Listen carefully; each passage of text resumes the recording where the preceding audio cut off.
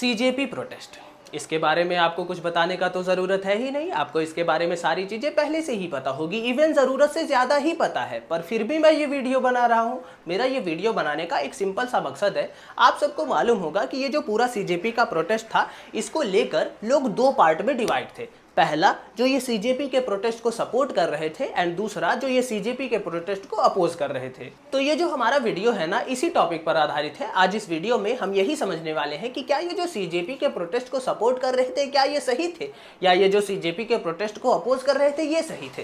कौन सही था, कौन गलत था, आइए इस वीडियो में बहुत ही बेहतरीन तरीके से फैक्ट के आधार पर, कॉमन सेंस के आधार पर और इंडिया फर्स्ट वाली आइडियोलॉजी के साथ सारी चीजें क्लैरिफाई करते हैं कि कौन सही था, कौन गलत था। अगर आपको समझना है तो अंत तक वीडियो में बने रहिएगा। बहुत ही बेहतरीन तरीके से सारी चीजें समझ लेते हैं। वीडियो स्टार्ट करने से पहले मैं आपको एक चीज क्लैरिफाई कर दूं। अगर आप मुझे फॉलो करते हो तो आप सबको पता होगा कि मैं भी सीजेपी प्रोटेस्ट का सपोर्टर ही हूं।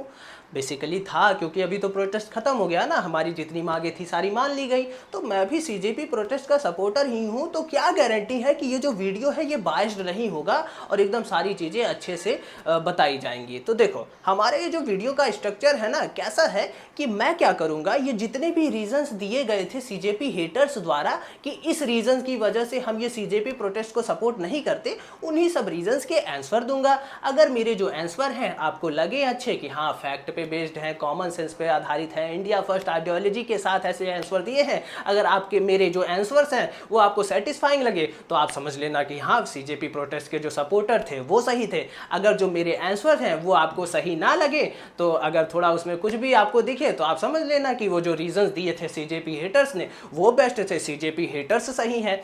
तो वो आप पे डिपेंड करता है। जितने भी रीजंस सीजेपी हेटर्स ने दिए थे आज इस वीडियो में उन्हीं के जवाब उनको मिलने वाले हैं। फिर आप अपने आधार पर सारी चीजें देखना, समझना और अपने आप से खुद ही निर्णय ले लेना कि कौन सही था, सीजेपी सपोर्टर सही था या सीजेपी हेटर सही था। सीजेपी हेटर्स के ये जो रीजंस थे सीजेपी प्रोटेस्ट को ना सपोर्ट करने के ना, इनको रीजंस कहना ही बेकार है। इनके जो थे ये रीजंस कम थे, झुंझुना ज्यादा थे। कोई भी इनके पास जाएगा बोलेगा कि यार दोस्त क्यों नहीं सपोर्ट कर रहा सीजेपी प्रोटेस्ट को, हमारा यूथ है, एजुकेशन सिस्टम के खिलाफ ऐसे ये लोग ऐसे प्रोटेस्ट कर रहे हैं, इसको सपोर्ट करना चाहिए। अगर कुछ सही नहीं बोल सकता है तो गलत तो मत बोल। तो ये क्या करते थे, वही एक एक झुंझुना ऐसे बजाने लगते थे। तो जितने भी झुंझुने इन्होंने बजाए ये पूरे प्रोटेस्ट के समय, आइए सबके जवाब देते हैं। एकदम शुरू से शुरू करते हैं। सीजेपी हेटर्स का सबसे पहला झुंझुना उमर खालिद। आप बोल रहे थे ना कि ये जो प्रोटेस्ट है इसको मैं इसलिए सपोर्ट नहीं करता क्योंकि ये प्रोटेस्ट में उमर खालिद के नाम से नारे लग रहे हैं। क्या लगता है वो जो रील आपने देखा उमर खालिद के नारे लग रहे थे वो मुझे नहीं दिखा होगा? हाँ, जैसे आपको बुरा लगा मुझे भी बुरा लगा है, वो एंटी नेशनल। पर क्या रीज़न है कि आप सपोर्ट नहीं कर पाए प्रोटेस्ट को, पर मैं फिर भी सपोर्ट कर पाया? देखो सर, सिंपल सा है।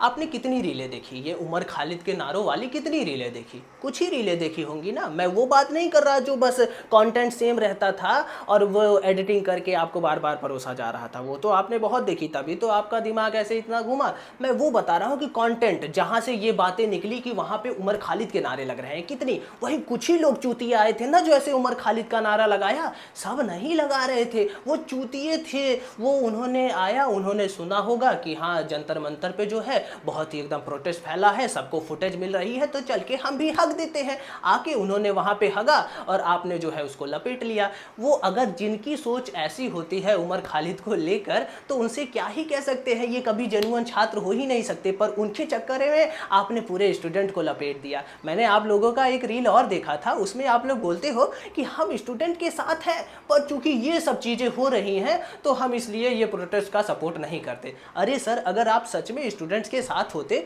तो आप क्या करते? ये जो निगेटिव चीजें हो रही थी, ये उमर खालिद वाला, ये सबको वेरीफाई करते, लोगों को समझाते कि ये चूतिए थे, ये ऐसे आ गए थे ये प्रोटेस्ट को खराब करने, ये अपना झुंझुना बजा दिए, ये सब चूतिए थे, ऐसा करते। आप ये 1% को साइड करते, ये जितने झुंझुने अभी आगे भी आएंगे, ये सब चीजें, ये निगेटिव चीजें, इनको साइड करते, इनको क्लैरिफाई करते और ये जो 99% जेन्युइन स्टूडेंट था इसका साथ देते। लेकिन आपने क्या किया कि ये 99% जो एकदम जेन्युइन स्टूडेंट था, जो एकदम पीसफुल प्रोटेस्ट कर रहा था, उसको ही साइड कर दिया और सिर्फ यही 1% को पकड़ा। मेरा आपसे एक सिंपल सा सवाल है, आप मुझे एक बात बताओ कि क्या कुछ चूतियों की वजह से आप एक पूरे ग्रुप को ऐसे बदनाम कर सकते हो? क्या ये सही है?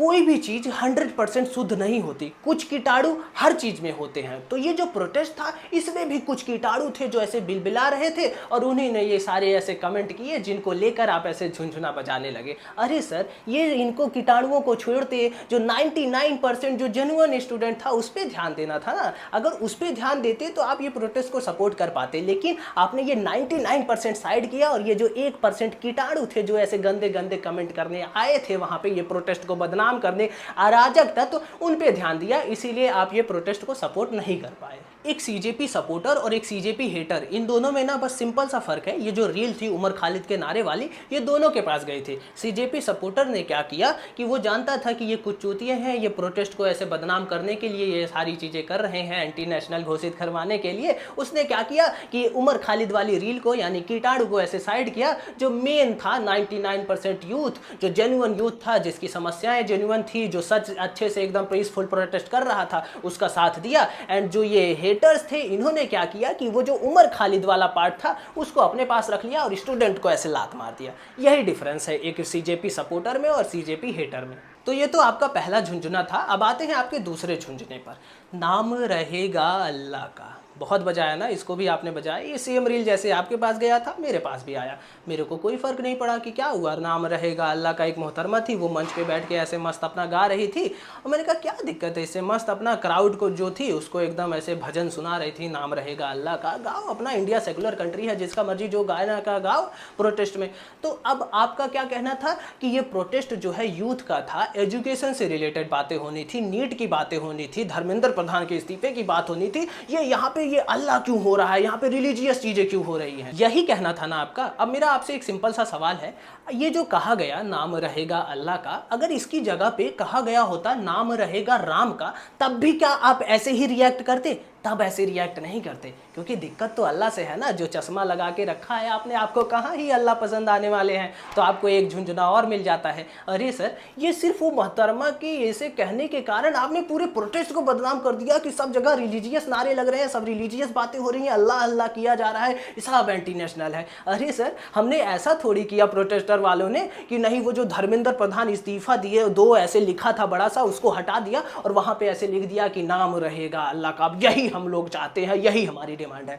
ऐसा नहीं किया ना। अरे गा दिया भैया नाम रहेगा अल्लाह का, उस बात को इतना बड़ा बना लिया और ये प्रोटेस्ट को पूरा, मतलब वो मोहतरमा के कारण पूरे प्रोटेस्ट के लोगों को गलत साबित कर दिया कि यार ऐसे कर दिया तुम लोग, ऐसे रिलीजियस नारे लगा रहे हो, एजुकेशन का बात नहीं कर रहे। देखो सर, एजुकेशन का बात हो रहा था, लेकिन क्या होता है ना, जैसे एक व्हाइट पेपर है, उस पर एक ब्लैक डॉट कर दो तो, और किसी से पूछो कि क्या दिख रहा है, तो वो बोलेगा कि ब्लैक डॉट दिख रहा है। तो वही सेम चीज, आपको ये पूरा व्हाइट पेपर नहीं दिखा जो जेन्युइन स्टूडेंट थे, जो एजुकेशन की बातें कर रहे थे। क्यों? क्योंकि आप देखना ही नहीं चाहते थे। वो जो ब्लैक डॉट हो जाता था बार बार, आप वही देख लेते। उमर खालिद वाले केस में भी वही हुआ और ये अल्लाह तेरे नाम रहेगा इसमें भी यही हुआ।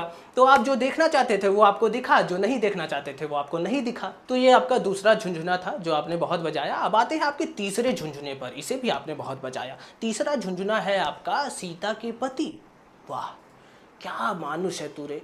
मतलब सीता के पति किसने बोला? कुणाल कामरा ने बोला ना। कुणाल कामरा को नहीं जानता, चूतिया इंसान है, बोल दिया उसने ऐसे सीता के पति। नहीं बोलना था तो कुणाल कामरा को बोलना। कुणाल कामरा ने तेरे भगवान का बेइज्जती किया ना, तो कुणाल कामरा का नाम प्रोटेस्ट कब से कर दिया? तो कुणाल कामरा ने भगवान का बेइज्जती किया, पर तूने नैरेटिव क्या फैलाया कि प्रोटेस्ट में भगवान की गालियां दी जा रही है, भगवान का अपमान हो रहा है।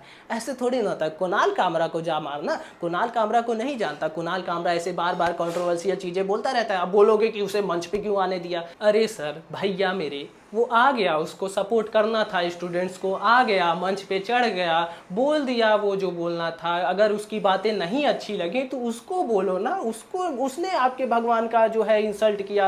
ये इसके लिए आप ये प्रोटेस्ट के ये जो जेन्युइन छात्र थे उनको बोल रहे हो कि वो भगवान का बेइज्जती कर रहे हैं, ये ऐसे प्रोटेस्ट में नहीं जाऊंगा मैं जहाँ पे भगवान का अपमान होता है। अरे वो कुणाल कामरा ने अपमान किया ना, उसको बोलो। उसके लिए आपने पूरे प्रोटेस्ट को बदनाम कर दिया। ये उमर खालिद वाले नारे कुछ लोगों ने लगाए तो उसके लिए आपने पूरे प्रोटेस्ट को बदनाम कर दिया। ये नाम रहेगा अल्लाह का सिर्फ एक मोहतरमा ने गाया तो आपने लगा दिया कि पूरे सब लोग ऐसे ही गा रहे हैं, सब रिलीजियस बातें हो रही हैं, अल्लाह का नाम लिया जा रहा है। ये भगवान का बेइज्जती आपके ये कुणाल कामरा ने किया, पर फिर भी आपने ये पूरा जो है प्रोटेस्ट पर फोड़ दिया कि प्रोटेस्ट में भगवान के नाम पर गालियां दी जा रही हैं, भगवान का अपमान हो रहा है। अब आप एक चीज़ और बोलोगे कि ठीक है उसने बोल दिया, वहाँ पे जो सब मंच पे खड़े थे और जो क्राउड था वो हंस भी तो रहा था। अरे सर कॉमेडी था, कॉमेडी बना के लाया था, वो आपने पूरा भी तो देखा होगा, वो हंसने वाली बात थी। मोदी जी के ऊपर ऐसे एक कॉमेडी किया था, उसने हंस दिया, इसमें क्या बड़ी दिक्कत है। अच्छा आप बताओ ना, जबरदस्ती भगवान से कोई नहीं रिस्पेक्ट देना चाहता है भगवान को तो जबरदस्ती लोगे। ठीक है मैं कुणाल कामरा को डिफेंड नहीं कर रहा हूँ, पर फिर भी यार कुणाल कामरा को बोलो ना, प्रोटेस्ट खराब है, इससे प्रोटेस्ट का क्या लेना देना कि कुणाल कामरा ने कुछ बोला तो आपने प्रोटेस्ट के जो जेन्युइन छात्र थे उनको ऐसे बोल दिया कि वो सब लोग ऐसे भगवान का जो है इंसल्ट कर रहे हैं। ऐसे थोड़ी ना होता है। अच्छा मेरा आपसे एक सवाल है, आपने ये सीता के पति बोला गया, इस बात से बहुत ऑफेंड हो गए और इतना बड़ा बना दिया बात को। एक बात और हुई थी, आपने देखा होगा एक रील थी, उसमें जो हनुमान जी थे वो बीजेपी का झंडा लेके ऐसे रोड पे नाच रहे थे। वो चीज़ आपको ऑफेंड नहीं किया? नहीं वो कैसे करेगा, अरे बीजेपी के पास तो भगवान को ऐसे रोड पे नचाने का कॉपीराइट है, ऐसे अपना झंडा लेके। वो चीज़ आपको ऑफेंड नहीं की, पर ये सीता के पति आपको ऑफेंड कर दिया। तो वो वही जो चश्मा लगाया है ना, तो उससे आपको यही ऑफेंड होगा। वो आपको हनुमान जी जो झंडा लेके नाचे वो नहीं ऑफेंड करेगा, ये सीता के पति बोलना आपको ज़्यादा ऑफेंड करेगा। वही जो आप देखना चाहते थे, जो चाहते थे वो हुआ, और आपने यही इसका भी झुंझुना पकड़ के ऐसे बजाने लगे और बोला कि सीजेपी प्रोटेस्ट तो एंटी नेशनल है। अब आते हैं आपके चौथे झुंझुने पर। चौथा झुंझुना आपका था कि अरे प्रोटेस्ट को सपोर्ट मत करना, वहाँ पे तो ब्राह्मणवाद और आरएसएस के खिलाफ नारे लग रहे हैं। सेम सपोर्ट नहीं करता मैं इसका, नहीं लगने चाहिए थे नारे, पर बता तो रहा हूँ यार कि 99% प्रोटेस्ट एकदम पीसफुल था। ये सब चीज़ें 1% में ही आती हैं। ये भी चीज़ उमर खालिद के जैसा ही है। अरे कुछ चूतिए थे, घुस गए उसमें, बोल दिया ब्राह्मणवाद और आरएसएस के खिलाफ। नहीं बोलना था, मैं खुद कह रहा हूँ नहीं बोलना था, पर बोल दिया तो इसकी वजह से आपने बस यही 1% को ऐसे सामने रखा और 99% को इग्नोर कर दिया। ऐसे थोड़ी ना होता है। ये सब ऐसे प्रोटेस्ट को खराब करने के लिए ही आए थे। कौन कह रहा है, आप जो सपोर्टर से भी बोलोगे तो वो कहेगा कि हाँ ये सारी चीजें खराब थी, लेकिन हमें तो प्रोटेस्ट को समर्थन देना था ताकि प्रोटेस्ट में जो हमारी मांगे थी वो पूरी हो, हमारा देश आगे बढ़े। हमारे लिए वो मांगे हमारी ज्यादा जरूरी थी, ये सब चीजों से ज्यादा, ये जो झुंझुनू थे इनसे ज्यादा हमारी मांगे जरूरी थी, इसलिए हमने इन पे ज्यादा ध्यान नहीं दिया। लेकिन आपके लिए तो देश जरूरी है ही नहीं, आपको इन पे ज्यादा फोकस करना था, आपने किया और इसको भी ऐसे बड़ा मुद्दा बना दिया कि अरे वहां तो ब्राह्मणवाद और आरएसएस के नारे लग रहे हैं। ये जितनी भी चीजें आपने की, ये जितना ये गांव का जो अनपढ़ इंसान है, जो आधा एजुकेटेड है, सबको इतना मैनिपुलेट किया कि मैं देखता हूं आज के समय मेरे साथ भी ऐसे कई लोग ऐसे जुड़े हुए हैं, क्योंकि हमारा जो पूरा सर्कल है सब ऐसे ब्राह्मणवादी सब ऐसे है ना। तो ऐसे अभी देखा कि एजुकेशन मिनिस्टर नए आए हैं, प्रहलाद जोशी नाम है उनका। तो इनका सोच देखो, ये पूरे आपके जो ये प्रोपेगेंडा था उसको फैलाने से कैसा हो गया कि उन्होंने पहले लगाया कि अरे कॉकरोचों सुनो, लिखा था उसमें कि अरे कॉकरोचों सुनो, तुमने ये ब्राह्मणवाद और आरएसएस के खिलाफ नारे लगाए ना, लो तुम्हारी छाती पर मूंग दलने के लिए ब्राह्मणवादी प्रहलाद जोशी को बैठा दिया। बताओ ऐसी सोच है तुम्हारे, ये नैरेटिव फैलाने से ये कैसे देश में ये सब ऐसे ये सोच हो रही है। थोड़ा इस पे ध्यान दो, शर्म आनी चाहिए तुमको ऐसे नैरेटिव को फैलाने पर। तुम तो चलो ठीक है, पता नहीं क्या तुम्हारा दिमाग है, पढ़े लिखे हो क्या है, ये जो तुमको देखता है उसका जो दिमाग ऐसे डाइवर्ट हो जाता है, मैनिपुलेट हो जाता है, ये देश के लिए कितना खतरे वाला है। मतलब कुछ चूतिए थे जिन्होंने ये सारी चीज़ें बोली, ब्राह्मणवाद के खिलाफ बोला, आरएसएस के खिलाफ बोला, लेकिन उसके चक्कर में तुमने ऐसा नैरेटिव फैलाया कि सबको लगता है कि जितना भी कॉकरोच था जहाँ जो इकट्ठा हुआ था वहाँ पे प्रोटेस्ट करने, जिसने इतनी लाठियाँ खाई, सबको बदनाम कर दिया। क्या किया कि ये लोग चाहते थे कि जो है ब्राह्मणवाद और ये आरएसएस यहाँ से जाए, लेकिन छाती पर मूंग दलने के लिए प्रहलाद जोशी को बता दिया। वाह क्या सोच है तुम्हारे, ये सब तुम्हारी वजह से हो रहा है, तुम्हारे ये लोगों को मैनिपुलेट करने की वजह से। अब आते हैं आपके पांचवें झुंझुने पे। पांचवा झुंझुना कौन सा था? आपने बोला कि ये जितना यूथ ये प्रोटेस्ट में शामिल है सारा एंटी नेशनल है। क्यों? आपने बोला कि अरे सब पुलिस को मार रहा है, ये लोग क्या चाहते थे, संसद पे हमला करना चाहते थे, ये लोग तख्ता पलट करना चाहते थे, नेपाल और बांग्लादेश बनाना चाहते थे, क्या क्या आपने नहीं कहा। अरे सर आपने कहाँ से देखा ये सारी चीज़ें, कहाँ से देखी? रीलों में से देखा ना, रीलों में तो वही दिखेगा जो आप देखना चाहते थे। आप अगर जाओगे, समय मिलेगा आपको, लेकिन आपके पास समय कहाँ है रील देखने के अलावा, लेकिन आपके पास अगर समय मिले तो आप जाना यूट्यूब पे कोई भी रैंडम वीडियोस आके ऐसे देख लेना जो फुल एकदम वीडियो हो घंटे भर की, वहाँ पे देखोगे तो 90 99% जो पार्ट है उसमें पुलिस मार रही है स्टूडेंट्स को एंड 1% ही ऐसा दिखेगा जिसमें स्टूडेंट ने भी पुलिस को मारा। तो वो जो 1% है उसको आईटी सेल ने ऐसा आपको परोस दिया कि वो आपको लगा कि 99% है, और जो 99% जो जेन्युइन यूथ जो पिटा था उसको आपने समझा कि वो 1% था। तो ये जो सारी चीज़ें आप बोल रहे हो कि बांग्लादेश बनाना चाहते थे, नेपाल बनाना चाहते थे, सब ये आईटी सेल द्वारा फैलाया गया प्रोपेगेंडा था। जो छात्र ने पुलिस को मारा था वो सिर्फ 1% था जिसको आपको 99% की तरह परोसा गया और आपने उसको खाया। दुख कहाँ पे होता है पता है? जब ऐसे आपका अपना ही कोई ऐसे पीठ पे छुरा भोंकता है तो दुख वहाँ पे होता है। आप जिसके लिए लाठियाँ खा रहे हो, वो जो लाठियाँ खा रहे थे सिर्फ उनको एजुकेशन सिस्टम ठीक नहीं होगा, पूरे देश का ठीक होगा। आप जो उसको एक्सपोज कर रहे थे, एंटी नेशनल बोल रहे थे, आपका भी एजुकेशन सिस्टम बेटर होगा। आप नहीं चाहते कि एजुकेशन सिस्टम बेटर हो, जो पेपर है वो लीक ना हो, आप नहीं चाहते, लेकिन आपने फिर भी वो बंदे को एंटी नेशनल साबित करने में कोई कसर नहीं छोड़ा। ये ज़्यादा दुख देता है कि जिसके लिए आप लड़ रहे हो वही आपको एंटी नेशनल साबित करने में लगा है। अब आते हैं आपके छठे झुंझुने पे। छठा झुंझुना ये था आपका कि ये यूथ है, ये बताओ इसने पोस्टर पे, बैनर पे कितनी गंदी गंदी अश्लील चीज़ें लिख रखी हैं मोदी जी के बारे में। सेम लॉजिक, जितनी चीज़ें आपने देखी सब 1% था। इतनी प्यारी प्यारी चीज़ें भी लिख रखी थी, संविधान बनाया था, अंबेडकर साहब का फ़ोटो बनाया था, धर्मेंद्र प्रधान इस्तीफ़ा दो वो भी था बहुत बड़ा बड़ा। सारी चीज़ें 99% एजुकेशन से रिलेटेड थी। ये जितनी भी चीज़ें जो अश्लील आपने देखी वो सब 1% था। और मैं विरोध करता हूँ, नहीं करना चाहिए था, पर उनके माँ बाप ने वही संस्कार दिए होंगे, ऐसी अश्लील चीज़ें ही लिखनी थी, उनके वैसे ही संस्कार हो गए, लिख दिया। लेकिन उसके चक्कर में आपने क्या किया, वही 1% पे फोकस किया कि ये लोग तो अश्लील चीज़ें लिख के आए हैं, मोदी को गाली दे रहे हैं। अरे नहीं देना था, कह रहा हूं, पर आपने वो 99% भी तो देखना था।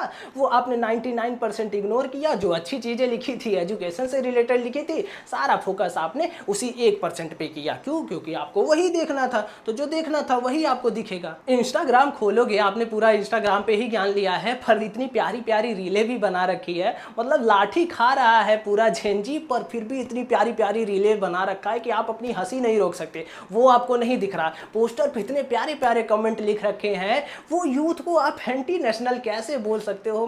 मेरे पास कोई शब्द ही नहीं है। अब आते हैं आपके सातवें झुंझुने पर, जो आपने बहुत बचाया। आपने बोला कि ये जो पूरा प्रोटेस्ट है ना, ये यूथ का है ही नहीं, इसके पीछे ना पॉलिटिकल पार्टीज इन्वॉल्व है। वाह! मेरा आपसे एक सिंपल सा सवाल है, उसका जवाब दो। किस पॉलिटिकल पार्टी के पिछवाड़े में इतना दम है कि वो इतनी बड़ी तादाद में पढ़ा लिखा युवा ला सके रोड पर प्रोटेस्ट करने के लिए? किस पॉलिटिकल पार्टी के अंदर इतना दम है? सिंपल सा सवाल है, देखना, अपना जवाब लेना। ये पूरा जो प्रोटेस्ट था ये एकदम यूथ का ही था। जब ये प्रोटेस्ट बहुत बड़े लेवल पे पहुंचा, बहुत ही आग चारों तरफ फैल गई, तो ये जो पॉलिटिकल पार्टीज थी ये अपनी रोटियां सेकने के लिए इसमें जो है इन्वॉल्व हुई। और अब आपको कहना है कि पॉलिटिकल पार्टीज को कैसे, क्यों इन्वॉल्व होने दिया? अरे सर, ये अगर इसमें बड़ी बड़ी पॉलिटिकल पार्टीज ना इन्वॉल्व होती, बड़े बड़े लोगों की आवाज़ें ना आती, तो ये जो प्रोटेस्ट था ना अभी भी ऐसे चल ही रहा होता। सोनम वांगचुक जी अभी भी ऐसे जो है अनशन पे ही बैठे होते, क्या पता अभी तक उनका देहांत भी हो चुका होता। अगर ये पॉलिटिकल पार्टीज ना इन्वॉल्व होती, बड़े बड़े लोग ऐसे आवाज ना उठाते इस प्रोटेस्ट पर, तो ये प्रोटेस्ट का हाल अभी होता। ये बड़ी बड़ी पॉलिटिकल पार्टीज इन्वॉल्व हुई, बड़े बड़े लोगों का आवाज आया, इसी कारण जो गवर्नमेंट थी उसको इस पे एक्शन लेना पड़ा, और जो मांगे थी हमारी वो सब गवर्नमेंट ने पूरी की। तो ये आपके कुछ छोटे छोटे झुंझुने थे जो आपने ये प्रोटेस्ट के दौरान बहुत ही बजाए, पर एक भी काम नहीं आया। एंड दो झुंझुने ऐसे थे जो आपने बहुत बड़े लेवल पर भी बजाए थे। वो झुंझुने ऐसे इतने बड़े लेवल पर बजाए थे कि उनके ऊपर मुझे कोई सफाई देने का ज़रूरत ही नहीं है, क्योंकि आपने जिसके लिए बजाए थे, जिस गवर्नमेंट के लिए बजाए थे, उन्होंने ही उस झुंझुनों को एक्सपोज कर दिया। क्या कह रहे थे आप कि सोनम वांगचुक जो है चाइनीज एजेंट है? वाह!